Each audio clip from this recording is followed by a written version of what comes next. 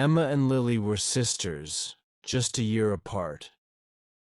They grew up in a small house at the edge of town, where their parents worked tirelessly to provide for them.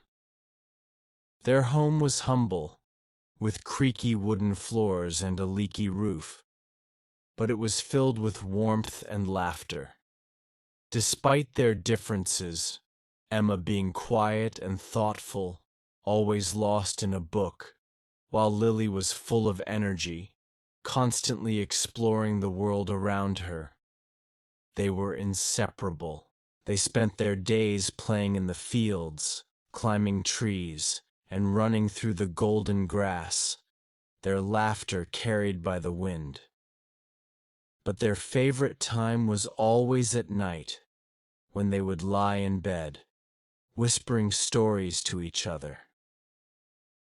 Emma had a way with words, painting magical worlds where castles floated in the sky, animals could talk, and the two of them were always the heroes. No matter how hard the real world was, in their stories, they could be anything. One winter, everything changed. Emma caught a fever.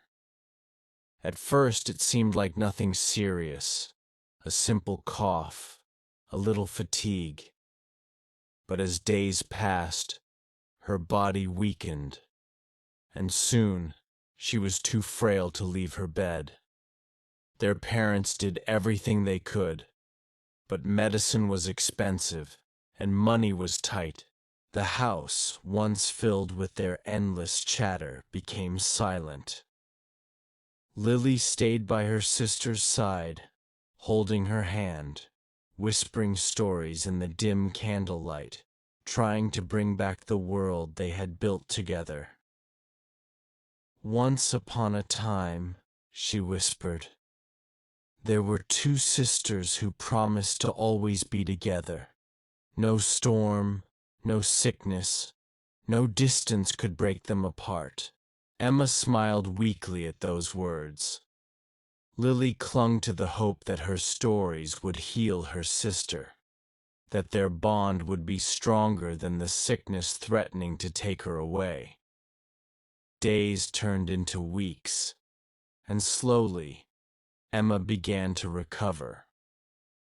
Her cheeks regained their color, her laughter returned, and one morning she stood on her feet again. Lily threw her arms around her, holding her so tightly that Emma nearly fell over. Their parents wept with relief, and for the first time in weeks, their home felt warm again. As the years passed, life pulled them in different directions. Emma, always the dreamer, left for the city to study. Lily, ever grounded, stayed behind to help their parents and run a small bakery in town. At first, they spoke every day. Emma would call in the evenings, her voice filled with excitement about new books, new people, new experiences. Lily, covered in flour and smelling of fresh bread, would listen and laugh, sharing stories about their childhood town, the neighbors, and the life she was building. But as time went on, the calls became less frequent. The city was fast-paced, demanding. Emma often came home too exhausted to dial Lily's number.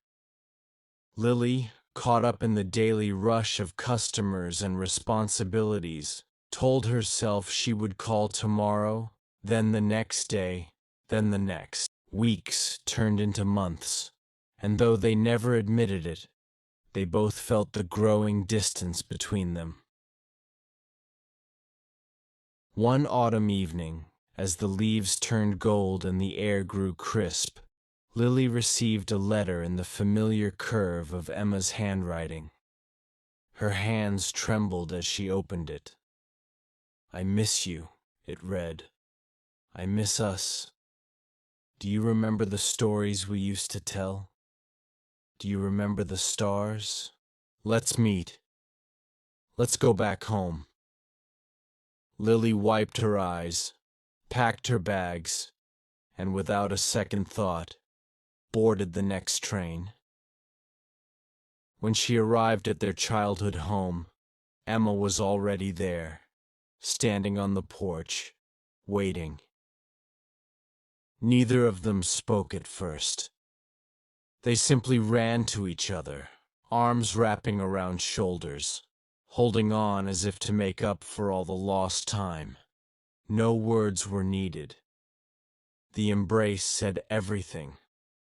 That night, they lay on the old wooden bed, just like they had as children. The stars outside were still the same, twinkling above them as they whispered stories to each other, just as they had always done. Distance, time, and life had changed many things, but not this. They were still sisters. They were still the same girls who had built kingdoms in the sky, who had promised to always be together. The next morning, they walked through the house, now filled with dust and memories. The walls, once echoing with their laughter, stood silent. Their old drawings were still faintly visible on the wooden door, stick figures of two little girls holding hands. Lily traced the lines with her fingers, her voice barely above a whisper. We were so little. Emma smiled, her eyes glistening. And so happy. They spent the day wandering through the town, visiting the places that had shaped them.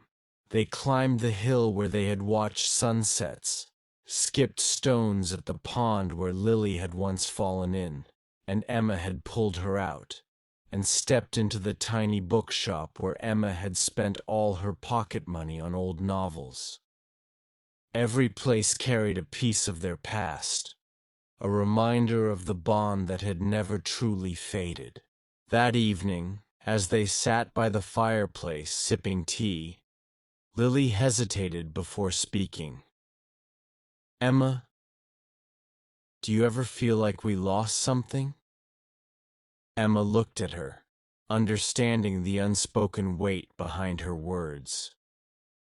Maybe, she admitted, but we found it again. The silence that followed wasn't heavy or sad. It was comforting. Then, suddenly, Lily grinned. Remember when you told me that story about the two sisters who lived in a castle? Emma laughed. The one where they fought dragons?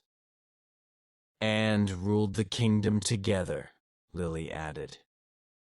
Emma leaned back, watching the fire flicker. We never needed a castle, did we? Lily shook her head. No, we had each other. The fire crackled, the night stretched on, and the two sisters sat together, just as they always had, just as they always would. Because some bonds don't break, some promises don't fade, and some sisters, they stay together forever.